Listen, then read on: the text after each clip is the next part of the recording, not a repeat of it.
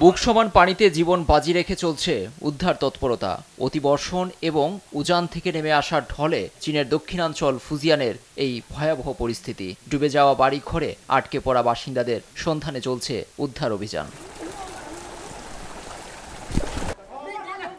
তলিয়ে যাওয়ায় সবকিছুই একাকার। স্বায়ত্তশাসিত গুয়াংসি জুয়াং অঞ্চলে শুক্রবার থেকে হু হু করে বাড়ছে পানি। নদ নদীর পানিও বিপদসীমার উপর দিয়ে বইছে। ক্ষতিগ্রস্ত হাজার হাজার মানুষ।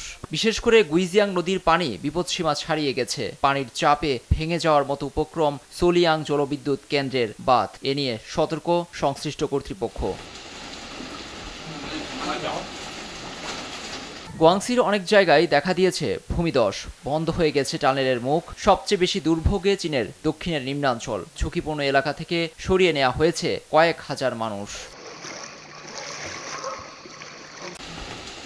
আগামী কয়েকদিন এমন বৈরী আবহাওয়া চলতে থাকলে পরিস্থিতি আরও অবনতির আশঙ্কা রয়েছে। জলবায়ু পরিবর্তনজনিত আবহাওয়ার অপ্রত্যাশিত ঘটনায় দুর্যোগ প্রতিরোধে এবং প্রস্তুতি বাড়ানোর আহ্বান জানিয়েছে শি জিনপিং সরকার। লুৎফর কবির, নিউজ ডেস্ক, দেশ টিভি।